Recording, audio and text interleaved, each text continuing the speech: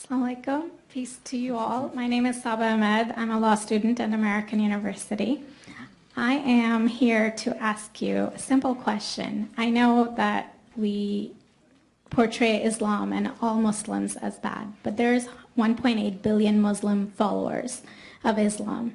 We have 8 million plus Muslim Americans in this country, and I don't see them represented here. But my question is, how can we fight an ideological war with weapons? How can we ever end this war? The jihadist ideology that you talk about, it's an ideology. How can you ever win this thing if you don't address it ideologically? Great question. I am so glad you're here, and I am so glad you brought that up because it gives us an opportunity to answer.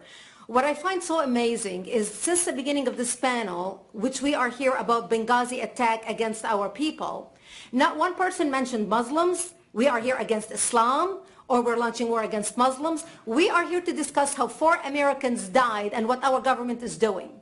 We were not here to bash Muslims. You were the one who brought up the issue about most Muslims, not us. And since you brought it up, allow me to elaborate with my answer. There are 1.2 billion Muslims in the world today. Of course, not all of them are radicals. The majority of them are peaceful people. The radicals are estimated to be between 15 to 25% according to all intelligence services around the world. That leaves 75% of them peaceful people. But when you look at 15 to 25% of the world Muslim population, you're looking at 180 million to 300 million people dedicated to the destruction of Western civilization.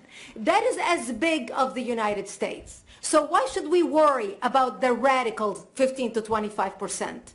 Because it is the radicals that kill. Because it is the radicals that behead and massacre. When you look throughout history, when you look at all the lessons of history, most Germans were peaceful. Yet the Nazis drove the agenda. And as a result, 60 million people died. Almost 14 million in concentration camps. 6 million were Jews. The peaceful majority were irrelevant. When you look at Russia, most Russians were peaceful as well. Yet the Russians were able to kill 20 million people. The peaceful majority were irrelevant. When you look at China, for example, most Chinese were peaceful as well. Yet the Chinese were able to kill 70 million people. The peaceful majority were irrelevant. When you look at Japan prior to World War II, most Japanese were peaceful as well. Yet Japan was able to butcher its way across Southeast Asia, killing 12 million people, mostly killed with bayonets and shovels. The peaceful majority were irrelevant. On September 11th in the United States, we had 2.3 million Arab Muslims living in the United States. It took 19 hijackers, 19 radicals to bring America down to its knees, destroy the World Trade Center, attack the Pentagon, and kill almost 3,000 Americans that day. The peaceful majority were irrelevant. So for all our powers of reasons and us talking about moderate and peaceful Muslims, I'm glad you're here. But where are the others speaking out? And since you are the only Muslim representative,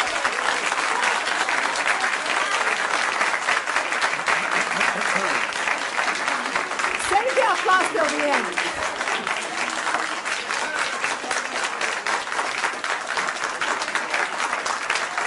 Thank you. Thank you. And since you're the only Muslim representative in here, you took the limelight instead of speaking about why our government, and I assume, are you an American? You're an American citizen. So as an American citizen, you sat in this room, and instead of standing up and saying a question or asking something about our 4 Americans that died and what our government is doing to correct the problem, you stood there to make a point about peaceful, moderate Muslims. I wish you brought 10 with you to question about how we can hold our government responsible. It is time we take political correctness and throw it in the garbage where it belongs and stop calling it fair.